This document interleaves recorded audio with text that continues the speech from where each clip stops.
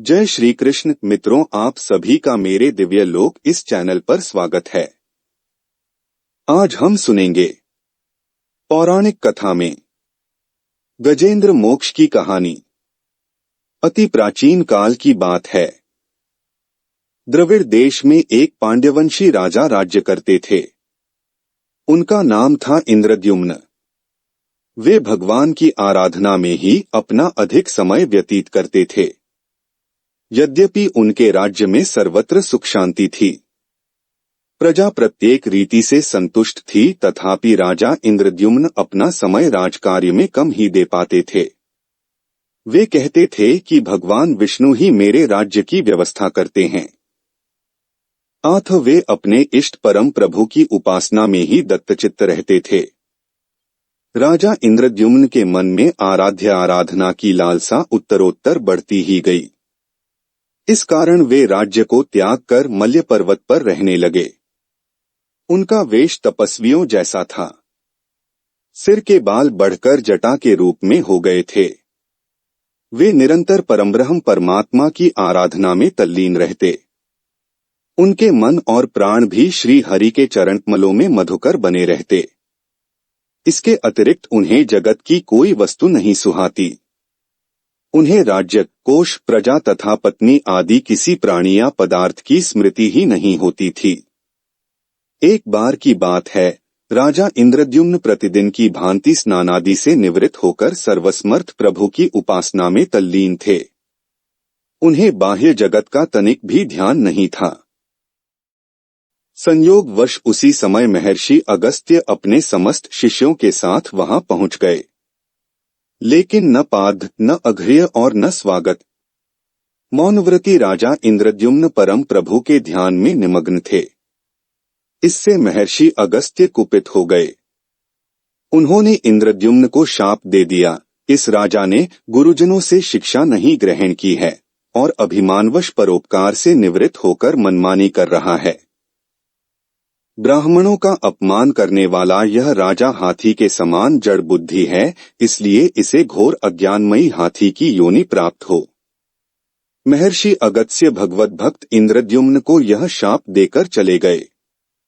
राजा इंद्रद्युम्न ने इसे श्री भगवान का मंगलमय विधान समझकर प्रभु के चरणों में सिर रख दिया। क्षीराब्धि में 10 सहस्त्र योजन लंबा, चौड़ा और ऊंचा त्रिकुट नामक पर्वत था। वह पर्वत अत्यंत सुंदर एवं श्रेष्ठ था। उस पर्वतराज त्रिकुट की तराई में ऋतुमान नामक भगवान वरुण का क्रीड़ाकानन था। उसके चारों ओर दिव्य वृक्ष सुशोभित थे। वे वृक्ष सदा पुष्पों और फूलों से लदे रहते थे। उसी क्रीड़ाकानन ऋतुमान के समीप पर्वतश्रेष्ठ त्रिकुट के गहन वन में हथनियों के साथ अत्यंत शक्तिशाली और अमित पराक्रमी गजेंद्र रहता था।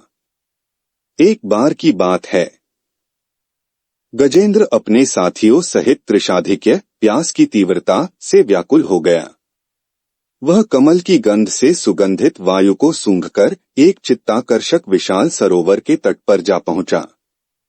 गजेंद्र ने उस सरोवर के निर्मल, शीतल और मीठे जल में प्रवेश किया। पहले तो उसने जल पीकर अपनी तृषा बुझाई, फिर जल में स्नान कर अपना श्रम दूर किया। तत्पश्चात उसने जलक्रीड़ा आरंभ कर दी। वह अपनी सूंड में जल भरकर उसकी फुहारों से हथिनियों को स्नान कराने लगा। तभी अचानक गजेंद्र ने सूंड उठाकर चीत्कार की। पता नहीं किधर से एक मगर ने आकर उसका पैर पकड़ लिया था। गजेंद्र ने अपना पैर छुड़ाने के लिए पूरी शक्ति लगाई, परंतु उसका वश नहीं चला, पैर नहीं छूटा। अपने स्वामी गजेंद्र को ग्राहग्रस्त देखकर हथिनियां, कलभ और अन्य गज अत्यंत व्याकुल हो गए। वे सूंड उठाकर चिंधाड़ने और गजेंद्र को बचाने के लिए सरोवर के भीतर बाहर दौड़ने लगे। उन्होंने पूरी चेष्टा की, लेकिन सफल नहीं हुए। वस्तुतः महर्षि अगस्त्य के शाप से राजा इंद्रद्युम्न ही गजेंद्र हो गए थे और गंधर्व श्रेष्ठ हुहु महर्षि देवल के शाप से ग्राह हो गए थे। वे भी अत्यंत पराक्रमी थे। संघर्ष चलता रहा। गजेंद्र स्वयं को बाहर खींचता और ग्राह गजेंद्र को भीतर खींचता। सरोवर का निर्मल जल गंदला हो गया था। कमलदल क्षत विक्षत हो गए। जलजंतु व्याकुल हो उठे। गजेंद्र और ग्राह का संघर्ष 1 सहस्त्र वर्ष तक चलता रहा। दोनों जीवित रहे। यह दृश्य देखकर देवगण चकित हो गए। अंततः गजेंद्र का शरीर शिथिल हो गया। उसके शरीर में शक्ति और मन में उत्साह नहीं रहा।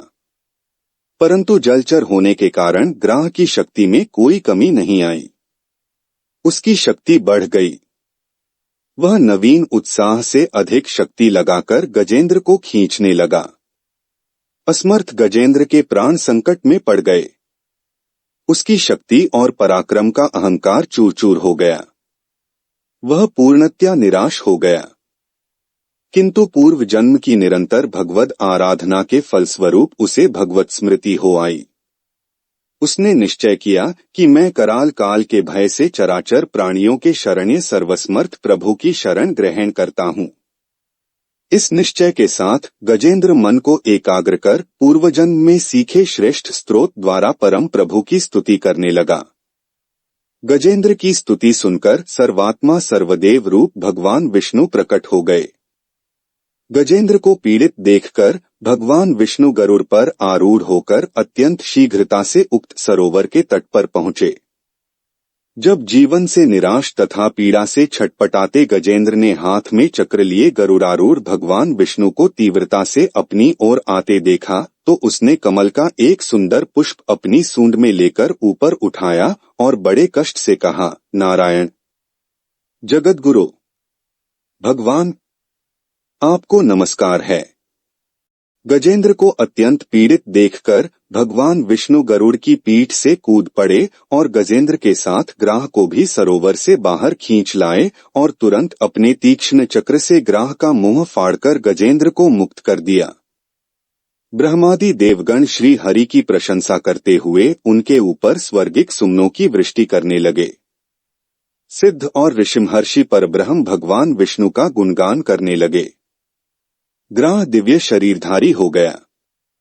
उसने विष्णु के चरणों में सिर रखकर प्रणाम किया और भगवान विष्णु के गुणों की प्रशंसा करने लगा। भगवान विष्णु के मंगलमय वरद हस्त के स्पर्श से पाप मुक्त होकर अभिशप्त हुहु गंधर्व ने प्रभु की परिक्रमा की और उनके त्रैलोक्य वंदित चरणकमलों में प्रणाम कर अपने लोक चला गया। भगवान विष्णु ने गजेंद्र का उद्धार कर उसे अपना पार्षद बना लिया। गंधर्व, सिद्ध और देवगण उनकी लीला का गान करने लगे। गजेंद्र की स्तुति से प्रसन्न होकर भगवान विष्णु ने सबके समक्ष कहा, प्यारे गजेंद्र, जो लोग ब्रह्मा मुहूर्त में उठकर तुम्हारी की हुई स्तुति से मेरा स्तवन करेंगे, उन्हें मैं मृत्यु के समय निर्मल बुद्धि का दान करूंगा। यह कहकर भगवान विष्णु ने पार्षद रूप में गजेंद्र को साथ लिया और गरुडारूढ़ होकर अपने दिव्य धाम को चले गए।